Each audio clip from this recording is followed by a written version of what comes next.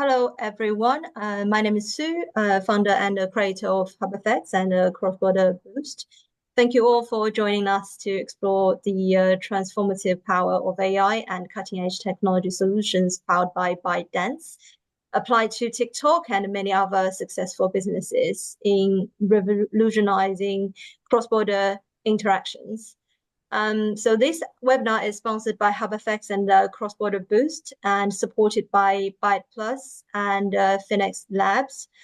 We're very honored to have Tracy, General Manager of EUI, ByteDance Tech2B, Byte Plus, and Carl, the co-founder and CTO at Phoenix Labs. Phoenix Labs is a applied AI lab that provides AI automation, customization, services to businesses. Carl's team is building custom automation platforms and tools powered by AI agents.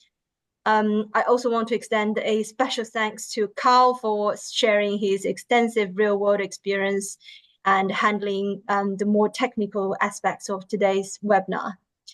Moving on to today's sponsor, hubfx, which offers a comprehensive current account banking solution combined with advanced tech capabilities.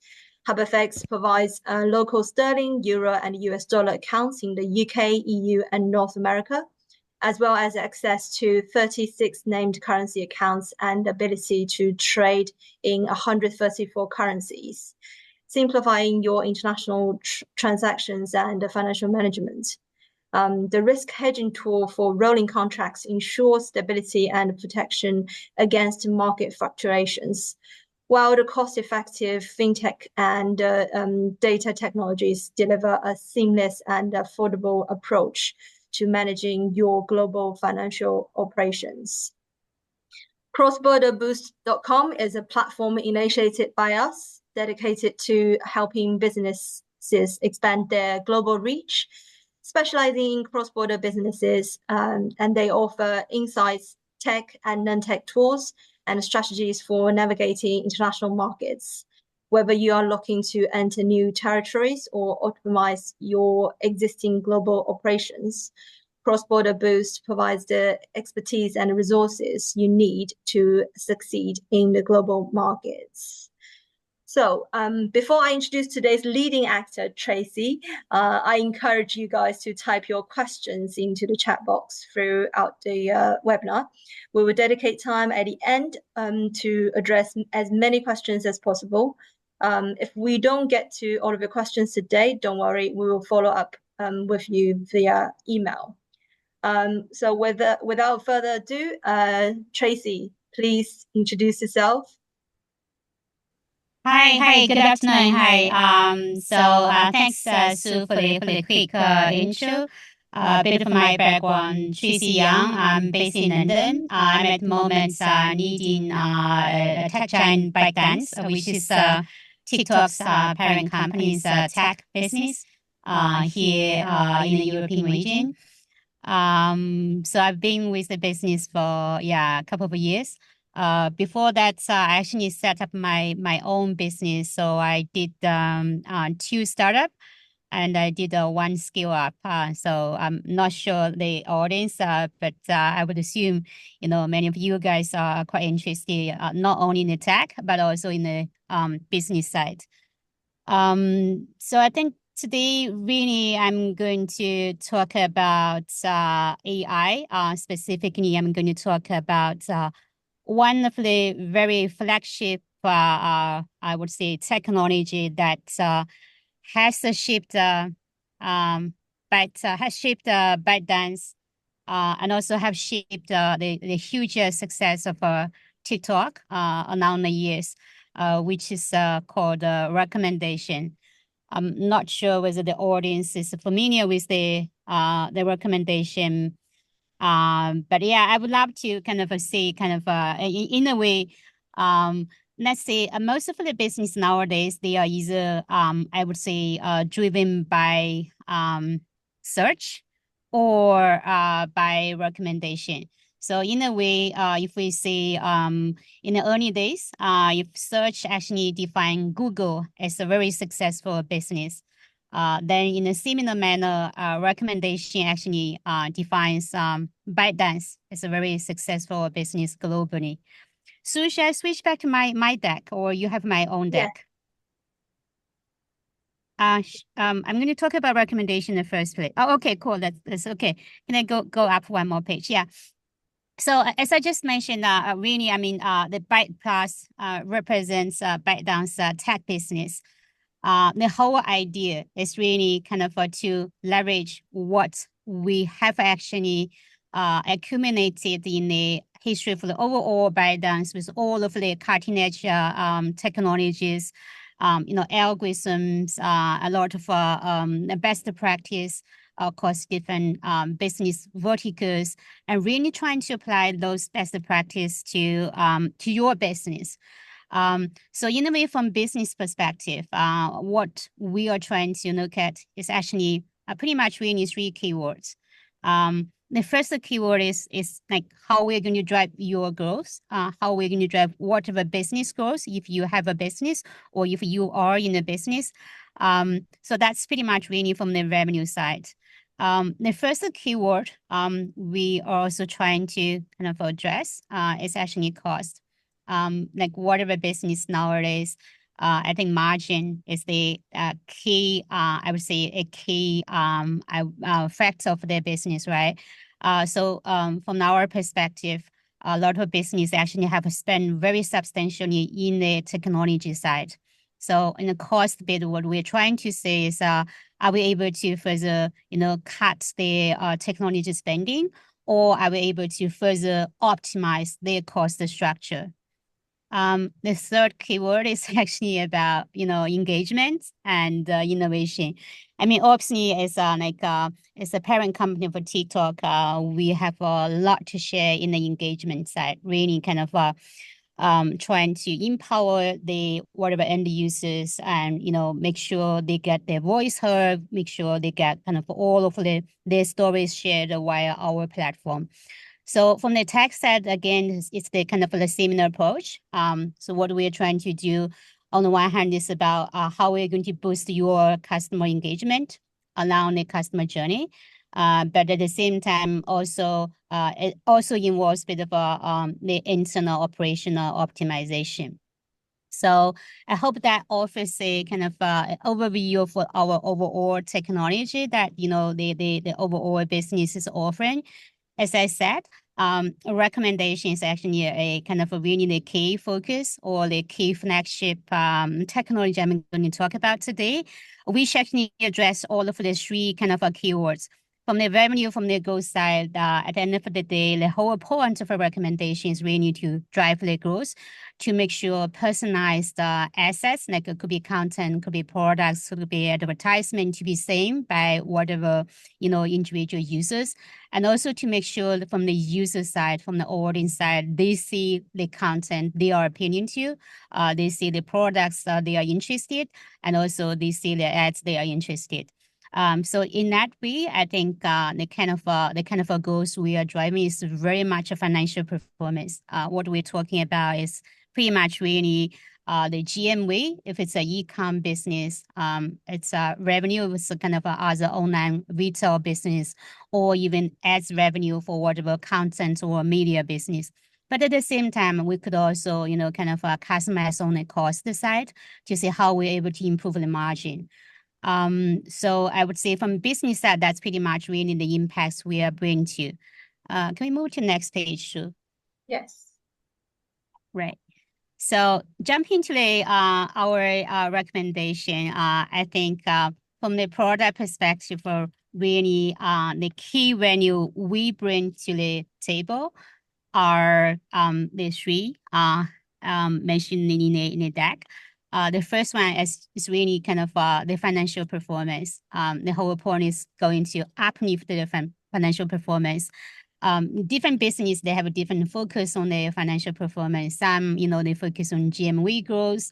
Some, they focus on revenue growth, but some of them, they may kind of really want to improve their up. So either kind of, either one is going to be applied. At the same time, I think a lot of a business, especially a lot of content, a lot of a media business, they would also look into the overall user journey and say, how, whatever end-to-end user experience could be further optimized or further improved. In that sense, recommendation also could be an important part. Plays a kind of a critical role to drive that kind of a bespoke or that kind of personalized user experience.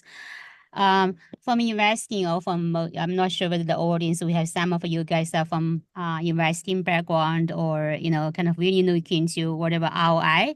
If that's the case, at the end of the day, I think recommendation, the whole purpose is really to drive the investment ROI and, ultimately to drive the business goals.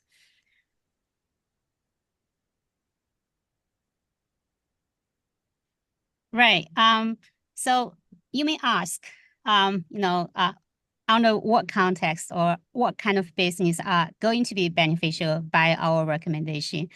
I would say it's kind of what we call a platform economy, or whatever business that has both sides.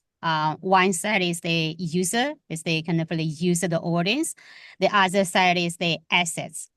When I say assets, I just mentioned the assets could be content, assets could be advertisement, the asset could be dating profile if it's a dating business. The assets could be, also just a live video or short form video or long form video, or the assets could even be music, right?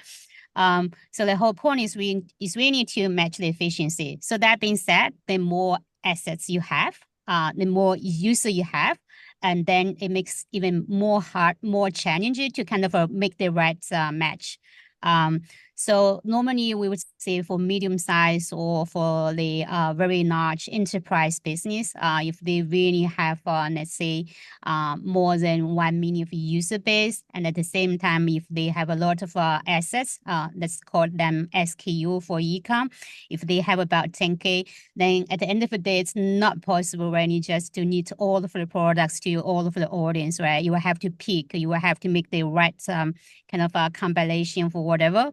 So that being said, I think the best industry really need to adopt or really need to leverage our recommendations actually in the e-com, in the marketplace space, on the online retail for sure. I know in Europe we have a lot of online retail business, cosmetic, luxury, home and living, and also I think also a lot of apparel business, you name it. So it's actually quite a fragmented market here. At the same time, video kind of a content business. It could be, pure image like jokes, like some of the logos. It could also be video, static video. But at the same time, it could also be live streaming. Whatever live streaming is now, it's infinite live streaming. At the end of the day, so also a point to recommend. Advertisement for sure. Trying to really build a better relevance between the user and advertisement.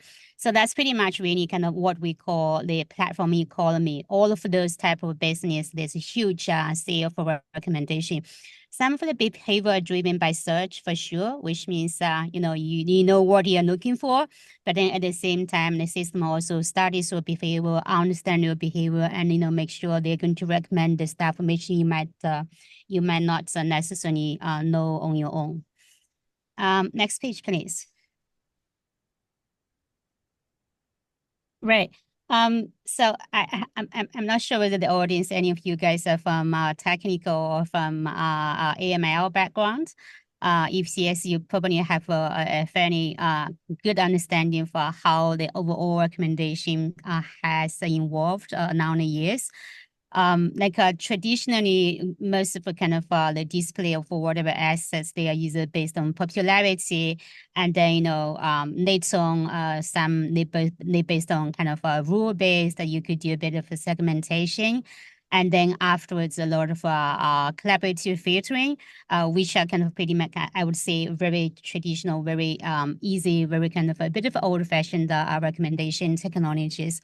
But nowadays it's really very much machine learning, especially kind of transfer learning. They adopt a lot of different KPI, different objectives into the overall model training. But for sure, now with the introduction for large language modeling, this world is also evolving very fast. With a lot of kind of a compilation of different bits of technologies. But still, I think the ML kind of a recommendation still is kind of the center for driving a lot of goals of the business.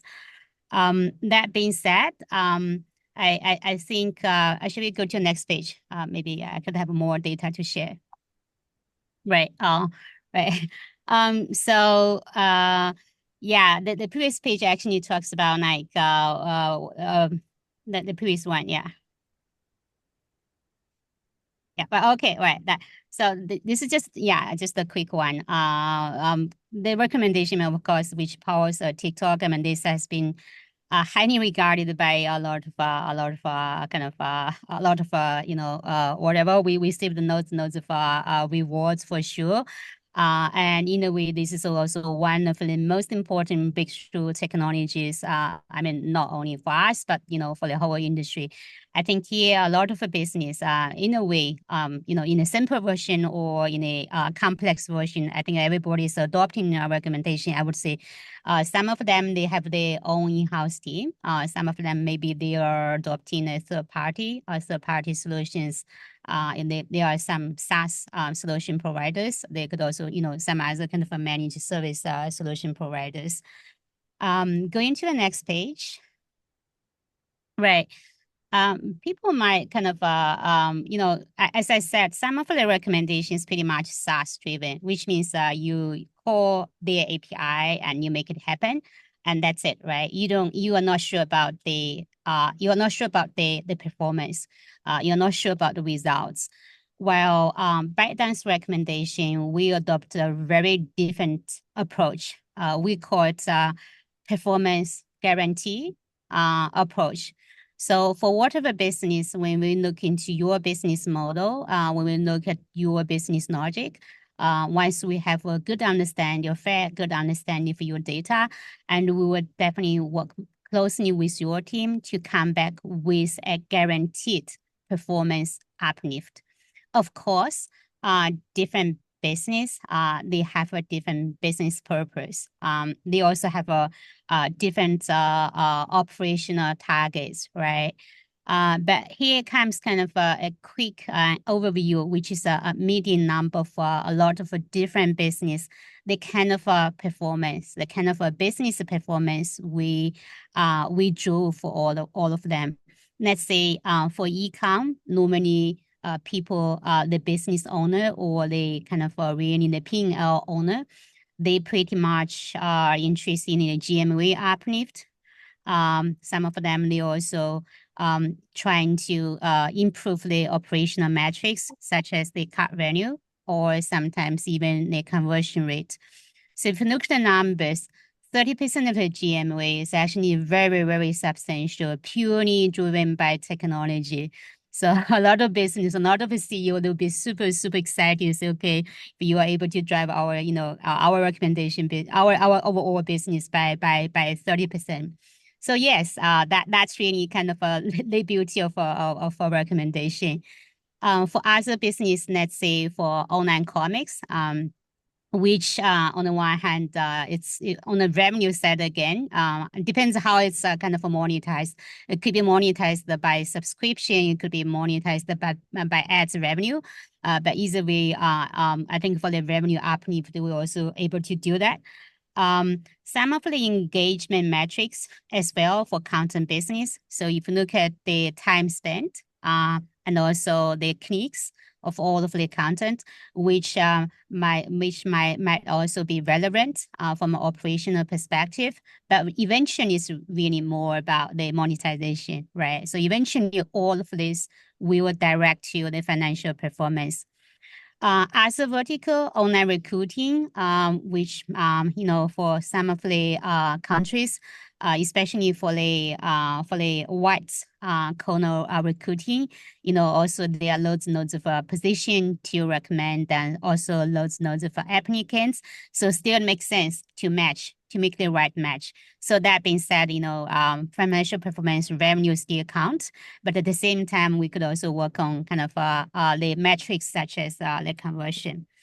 They also kind of, I'm not sure whether we have people from media publishing background or from entertainment bit, but at the same time, for audio, for video, for media business, this is pretty much more on the engagement side, like really, how much time the user has spent with this business, with this app, or what's the stay time, or in a way, what's the number of views, or what's the number of clicks, or what's the kind of really the number of sessions. So all of those kind of numbers could be measured. So with such, I hope the audience would have a fairly good understanding of, how powerful ByteDance recommendation is able to drive the business growth. When I say growth, maybe it's kind of a little bit of abstract, but when I really kind of break down into all of the different metrics across different verticals, I hope this will offer a kind of a more detailed understanding of the kind of the impacts that the recommendation is able to bring to the table. Right. So then you may wonder, like, what kind of a recommendation we are able to drive, right? This is actually it's kind of in a whole end-to-end business journey or the user journey. There are a lot of elements that the recommendation could kick in. Let's say for product recommendation, if it's online retail, it's e-com business. So a lot of either the homepage or the PDP page or a lot of checkout page. So if you only see kind of the overall journey, or for those you are from e-com background, you already know there are kind of nodes of what we call the recommendation thing. So it's either called the recommended for you. You may also like people who bought this also bought, which is kind of trying to build a relevance that kind of might attract your attention, or really drives you to purchase. So this is kind of a product recommendation.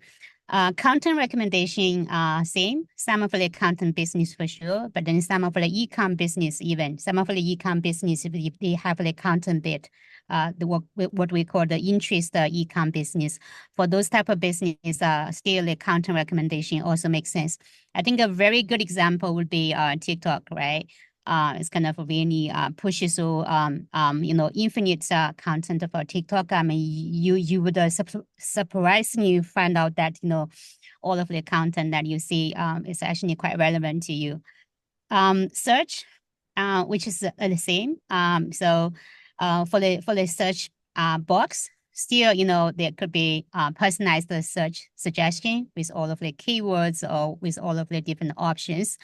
So even for the results, for the search results, we are going to rank the search results, that also makes a huge difference in the business results. So that could also be personalized based on whatever your like or your dislike or your interest.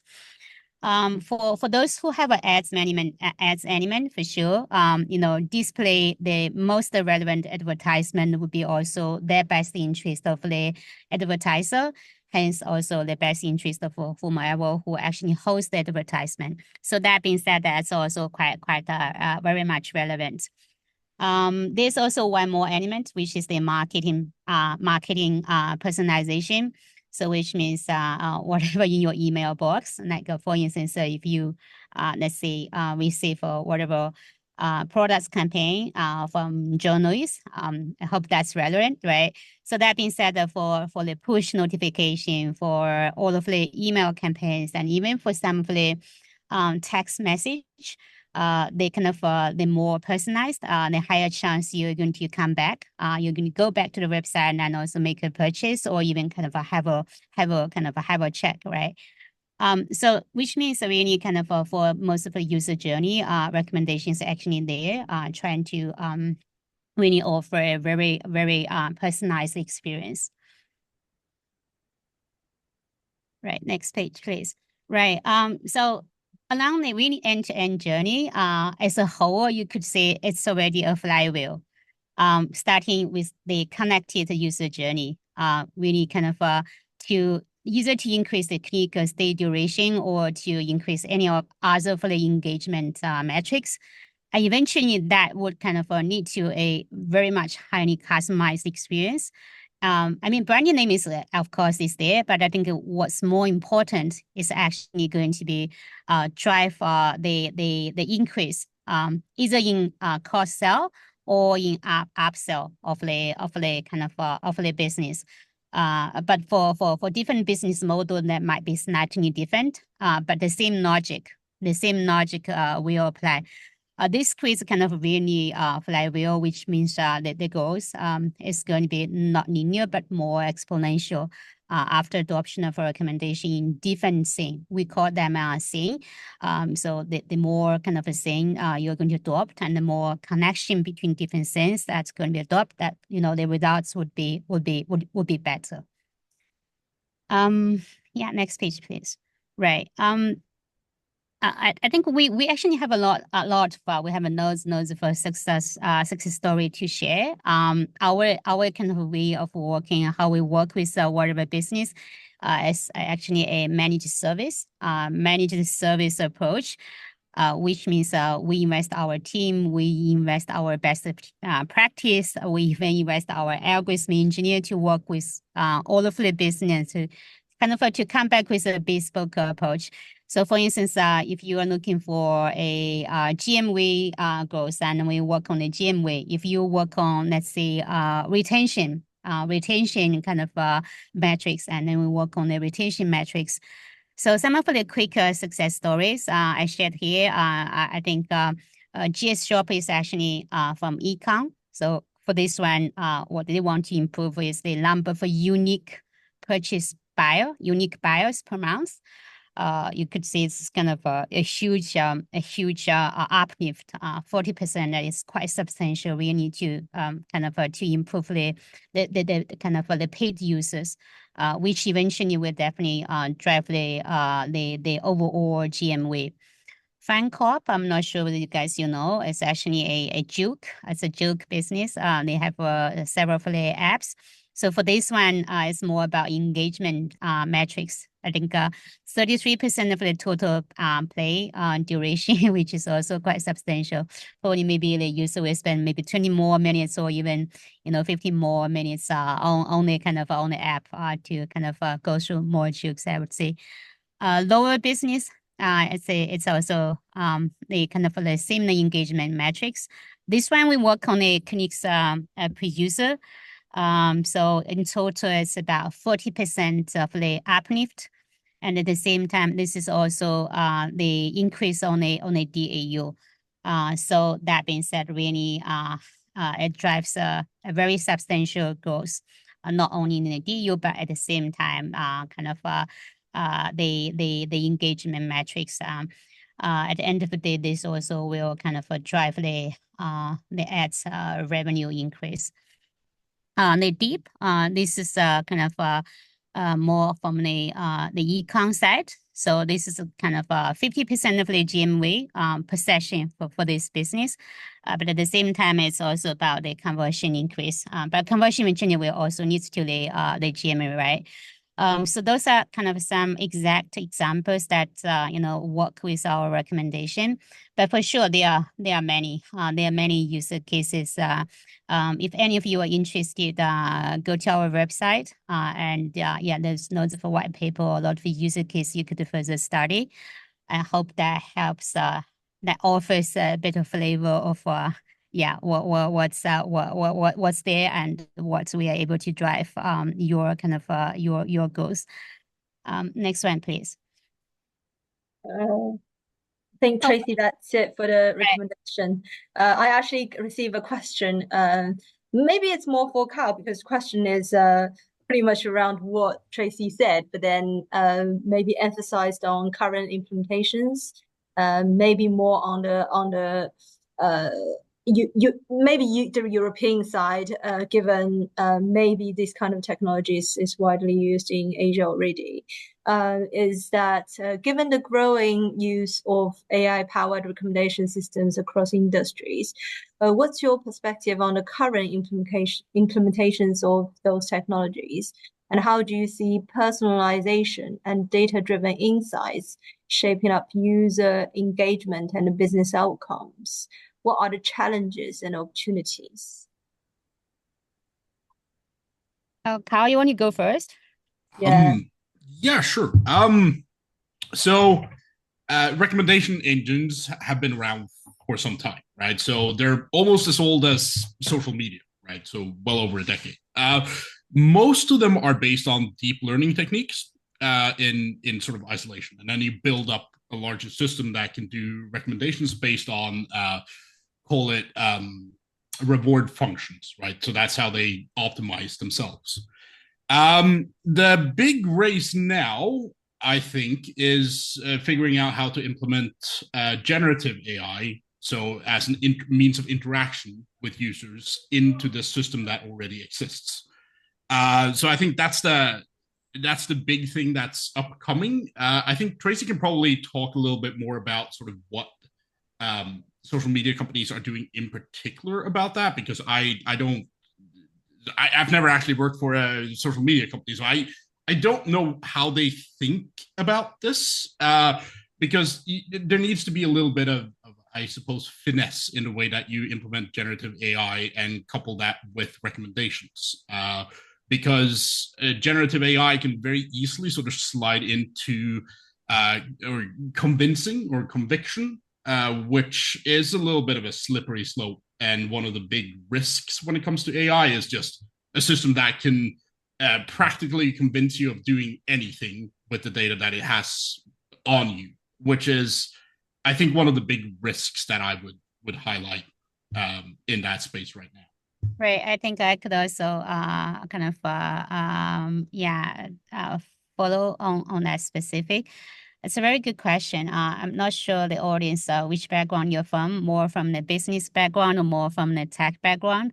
But indeed, I think the recommendation here in Europe, because we also work with a lot of European brands, e-com business and media business at the moment. We're even working with some of the iGaming business. So that being said, I think I would say normally there would be three types of challenges. The first type of challenge is like a lot of the business, they really want to boost their user experience. They really want to adopt a very good recommendation. But then recommendations is a very advanced technology. For whatever business, they will have to really have if they're going to have a very strong in-house team, that takes a huge investment to really hire the right talents, to get the right modeling kind of a training algorithm engineers. And that's not easy. And not to mention, the kind of those kind of algorithm engineers, they will also have to understand the business logic, and they will have to really bridge all of the gaps and connecting all of the dots. So that being said, that we tend to say like a lot of business. Like I remember several days ago, I had a quick conversation with the ex CPO of Net-a-Porter and also Farfetch. Like each of them, they actually they invest very substantially in their in-house, but then eventually, this they will have to kind of really try. Does the ROI, does the investment justify? So I think the talent bit in-house is kind of it's a very pricey investment. But then again, if they could also go with any third party options, but the third party options, most of them they tend to have a general approach, which means they're going to use their own kind of a model, and whatever your kind of business logic or whatever your data is yours. So again, the bespoke of the modern trading bit is missing. So here is also kind of the disconnection between the third-party approach with whatever their own business characteristic and their own business logic. So I see that's the first the first challenge, which why here most of the business they're working so hard, but I would say the output or the result was not ideal. The second challenge would be really the data bit. Here, on the one hand, we will have to comply in the GDPR, a lot of data acts are there. So which means some of the data by regulation is already missing. So for instance, for cookie, the users, they could opt out, which means in a way you might not have sufficient data. But I mean, on top of that, even some of the business within kind of I would say the space, they are able to have more data, but then a lot of kind of the tech team or engineering team, maybe they haven't or they didn't collect. They didn't kind of collect all of the kind of different events. So that being said, if kind of the different dots were not collected, then even the best model will not help because there's a missing bit which is the data. Some of the business they are quite experienced. They are very versatile, so they know down kind of each of the journey. What would be the data points they will have to work with. But based on our experience, a lot of them, their historic data was not in good quality. So that being said, in kind of in a production, then it's going to be very tough. The quality, the data quality really is going to be the key part of the success of the recommendation. That would be kind of the second challenge.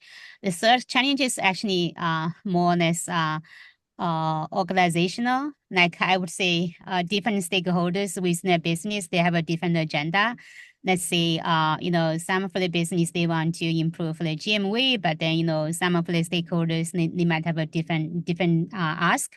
So that being said, at the end of the day, they will have to come back with a good alignment and make sure you work on kind of you work on some common aligned metrics and then really drive the goals and really try hard. I would say those are kind of the common challenges that we face. So recommendation indeed is not an easy topic because this is pretty much well entrenched in a lot of kind of aspects of whatever business. But the good news is like I think in Europe, a lot of business owners, a lot of the product, a lot of engineering team or algorithm team or marketing team or business team, they all know that they need a very good recommendation. The missing bit is just like which one they are going to pick, which one will drive the best performance. I think that's the missing bit, and that's also the whole point why we are here to closing all of the gaps. I hope that answered the kind of question, not fully, but yeah, in a different angle. Very comprehensive, very comprehensive. We also have questions about securities and scalabilities, but given the limited time we have, and also we need to move on to the next topic, maybe, Carl, can you just in maybe 2 sentences, it is a bigger challenge. Yeah, 2 sentences. So security in or in a broader sense is very difficult to condense down to like 2 sentences. It's extremely difficult because that's probably one of the most complex topics around. But generally speaking, a well-designed system, this is or that zero trust security think from the beginning should be one of the absolute top tier priorities when you start building any type of system, this type of system included. And especially when it comes to AI, maybe try and segregate sort of the data repositories and sort of where you store your data, segregate that from the way that you train your model. So RAG and vector databases is the easiest way to do that. And yeah, just general advice, security first is a good way of thinking about any type of system, but especially AI systems. And scalability. Yeah. Great. Fantastic. So let's move on to the next topic. We have another question, but I think we can merge it with the product itself as well. So over to you, Tracy. Well, I think that this is also one of the topic I really love to discuss. I know everybody now is knowing that the LLM, the Gen AI is actually driving a lot of innovation, but also in a shaping a lot of business aspects or functions across whatever business, right? So let's say in an organization, you have a sales and marketing, you have a customer care, you have a tech, you have really a lot of different functions, a lot of different components that drives the overall business. I think from that perspective, the voice bit, the voice model really kind of shapes a lot of collaboration, a lot of how they've been, how kind of that kind of collaboration or across different function are done. That's kind of really for the business side. For the consumer side also, you would see a lot of consumer behavior, they are reshaped by the technologies. Maybe originally you are engaging with a real human being, but now maybe probably for some of the some of you might know that you are engaging with the digital human, right? We said I think the voice is actually a critical component of whatever engagement. So that being said, I think at the moment, when we see the voice is a media. We normally people are talking about different technologies. I'm not sure whether the people are familiar with the terms TTS, STT, and voice cloning. So TTS, just a quick kind of quick share. TTS is text to speech, and STT is speech to text. So pretty much really converting between the text and the speech side.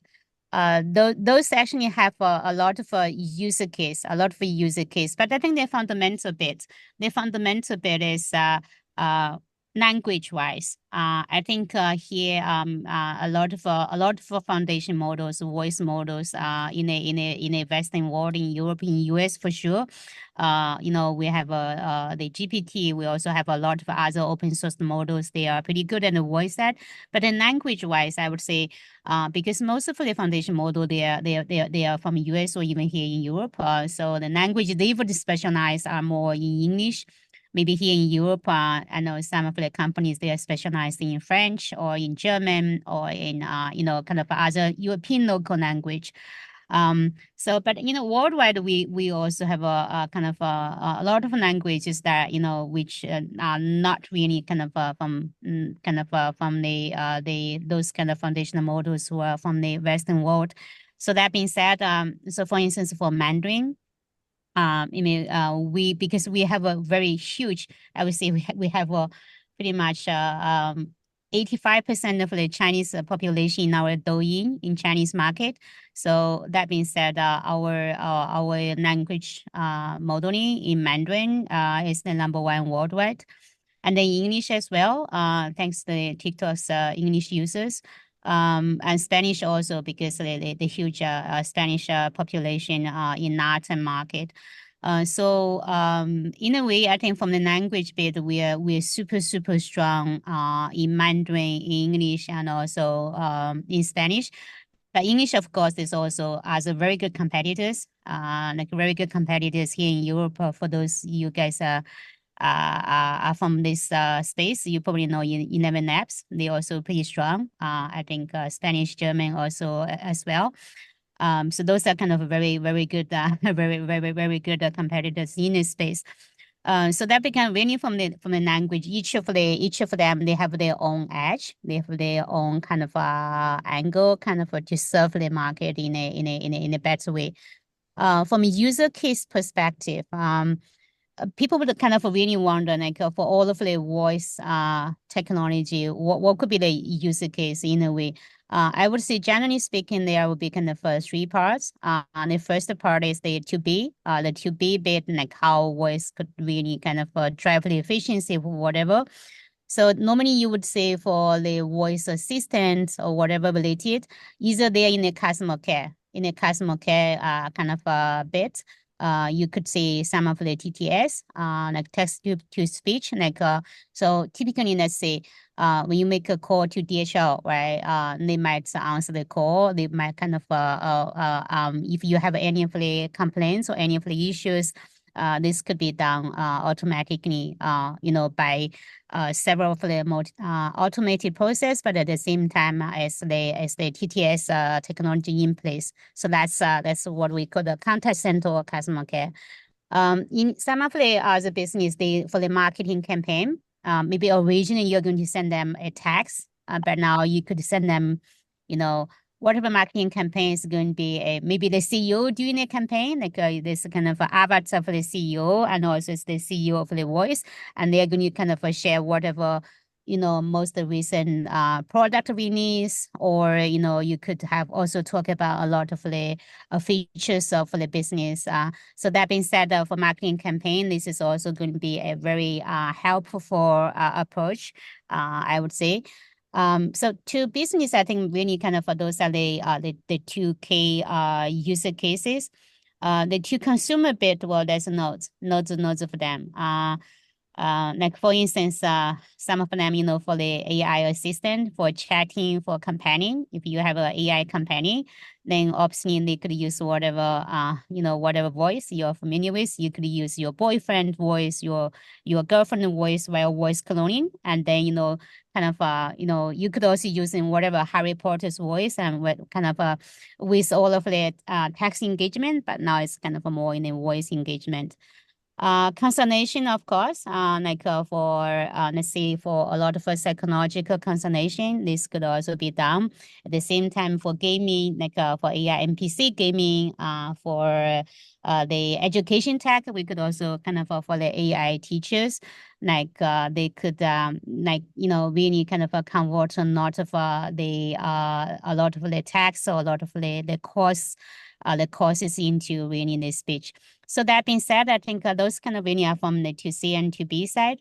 Well, of course, at the same time, there's also loads of impact in the media business. Let's say for audio, video, subtitle, everybody knows that, once you speak out, and then for subtitle, then STT could also help. And then for, some other business, especially for media business, if they have their content moderation, make sure their content generate that's going to make sense. There's no violence, there's no kind of a non-appropriate content. So that will also help on the STT bit. Meeting notes, which is really kind of for everybody. I remember this kind of the very, very nice hardware. I see like you have a kind of whatever, let's say a phone or whatever, and then in a minute you already get your meeting notes. I'm sure you guys are familiar with that. So those are kind of a typical user case for STT. But then at the same time, if you want to make your voice really unique, you want to use your own voice, like your own kind of your different pitch, whether it's a low pitch or whether it's kind of a different accent, or you want to leverage your family members' voice, your boyfriend or girlfriend, whatever voice, you could always kind of adopt the voice clone. With that, and it's kind of a really very personalized, very kind of a unique voice that is kind of for the engagement, could be personal engagement, but at the same time could also be business engagement. So that's pretty much really the user case. I'm not sure whether this is of your interest, but just a quick overview. What we are doing at the moment in this market, we are trying to really do a lot of trials with a lot of user cases. So if you guys are interested in this, reach out to Sue. Happy to talk in more details. Yeah, awesome. So before maybe moving on to the thank you, because some of the questions is applicable to both products.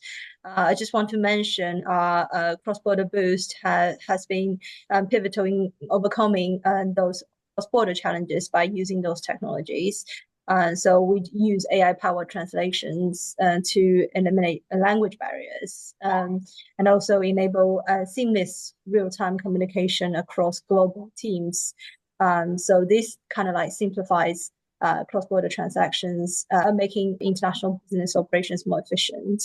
And we also helping businesses content localization, adapting their marketing materials, product descriptions, and website content, and provide multilingual support or supported by the technologies mentioned. So going to the audience question, actually, for both of the speakers is, how do you see speech-to-text, text-to-speech, and AI-powered recommendation systems being applied in finance and education? I guess those sectors we haven't mentioned in a speech. Carl, you want to take this one, or I? Yeah, sure. So I mean, there are the obvious use cases, and I think that was on the previous slide. That's just more generally across industries how you can use it.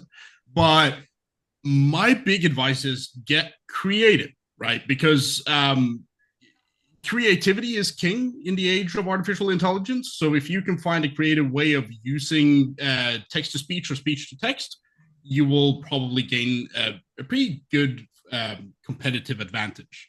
Just to give you an idea, right, in-house at Phoenix Labs, we develop software. Now, we figured out that we can use AI, right? And this is one of those obvious things that AI can do the actual software development for us, right?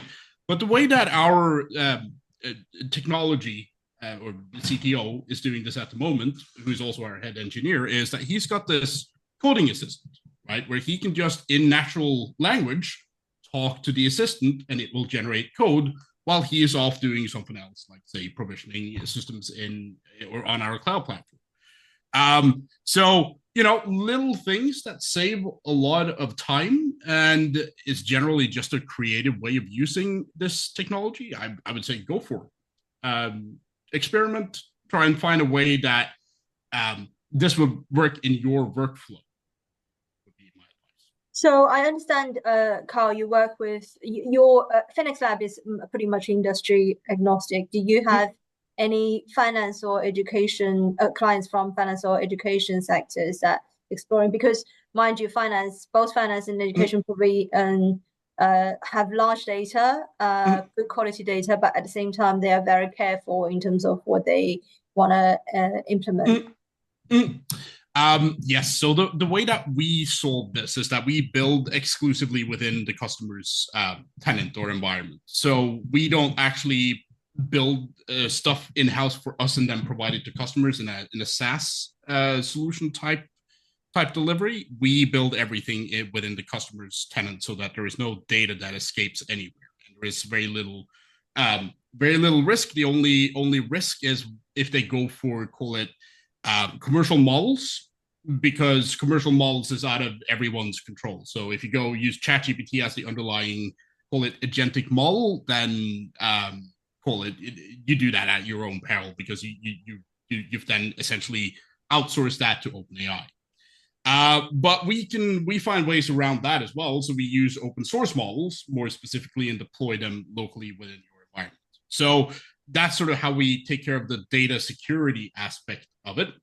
Now, in terms of customers in finance, we do have some customers that look into our risk management tool more specifically. So we have what we call a horizon scanner, which essentially combines a whole bunch of different models into an agentic framework that takes a look at the future. It scans its own knowledge, so that the knowledge it already has embedded within its artificial neural network, as well as external sources, and then it comes up with a report of what to look for. So this is one of the ways that we support finance is just simply, a glimpse of the future is what we call it. That's so interesting. I hope people are taking notes on that idea. And Tracy, over to you. Well, I mean, finance industry for sure. I think for recommendation for finance industry, I think it's pretty much finance industry. I mean, it's a big industry, right? You have banking, you have insurance, you have equity, you have fintech. You also have Web3. So it's a very broad term of finance industry. So we have a user case of our recommendation in finance industry, especially for the security business, right? You have a lot of content, a lot of articles that you want to kind of display for the audience. But at the same time, it's also about the security adoption. It's about investment. So with that, I think it's a combination of media and media or content with the financial products, which is kind of more econ alike. So that's somewhere I think a recommendation could help. In terms of let's say number of views or number of sessions or the overall stay time with all of the let's say the portfolio business updates or the financial reports. So those kind of really they are the user cases for finance industry. While for TTF, for the voice technologies in the finance, I think there will be many use cases. Let's say a lot of let's say for banking, especially for retail banking, right? Retail banking, you would have a lot of customer care. You would have a lot of engagement with the end users.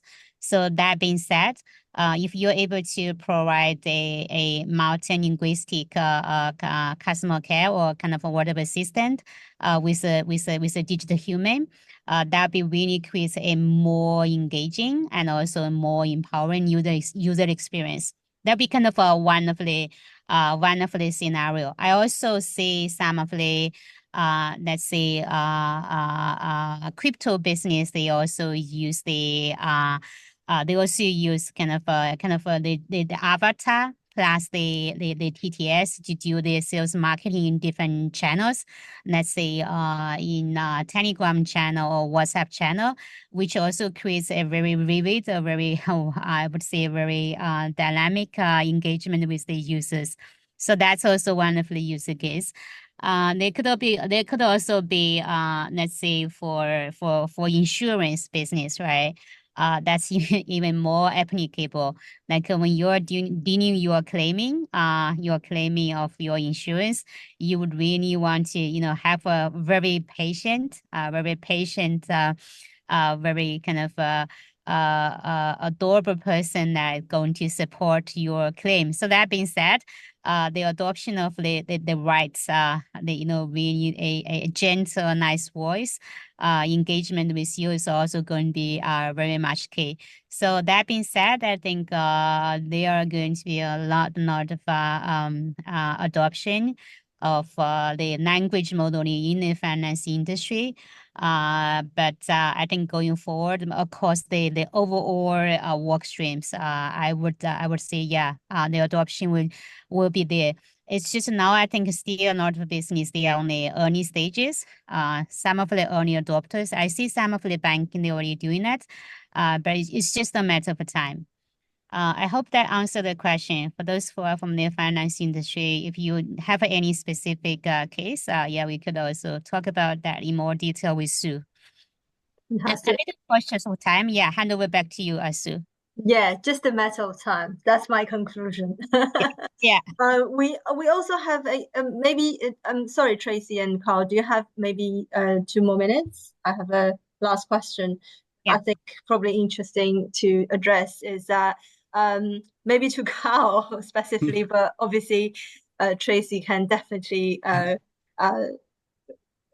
provide her feedback, is how open are you to adopting emerging technologies? I don't personally like emerging the word, but I guess TikTok or ByteDance as a parent company, as a technology owner, come from the East, and then now the mature technology is based here, generated here, but then how open as a veteran engineer, how you to these kind of technologies as opposed to like Google, Amazon, and OpenAI.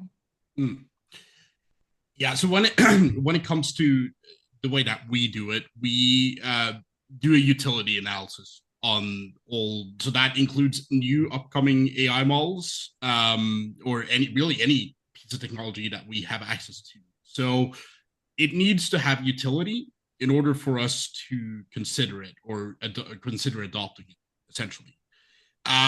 There are a lot of sort of technologies out there that doesn't have a whole lot of utility for what we are doing, but that will have utility for other use cases, 100%.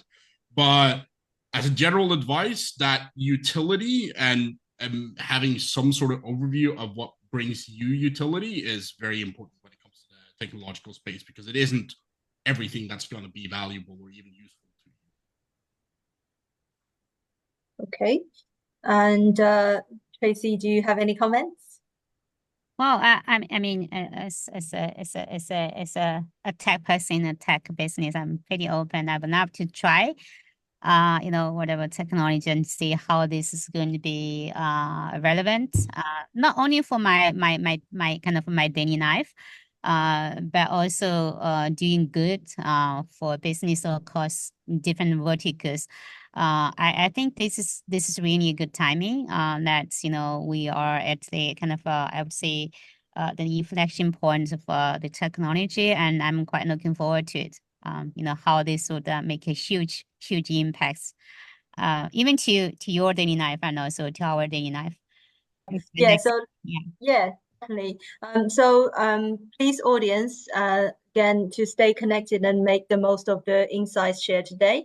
We want to invite you to join our WhatsApp group, where you can interact with fellow participants and receive real-time updates. Additionally, sign up for our newsletter to get the latest news, trends, and exclusive content delivered directly to your inbox. Don't miss the chance to learn from industry experts and explore cutting-edge tech, AI, and ByteDance TikTok solutions that are poised to revolutionize cross-border interactions. Stay informed, engaged, and ahead of the curve by joining our community and subscribing to our updates. To watch the recording of this webinar, please visit our YouTube channel. The link will also be provided in our newsletter emails, so be sure to check your inbox for easy access. Thank you all for joining us today, and thank you, the speakers, for your expertise and knowledge. We look forward to connecting with you further through our updates and the community channels. Thank you for having me. Thank you. Take care. All right. Bye. Bye now. Bye.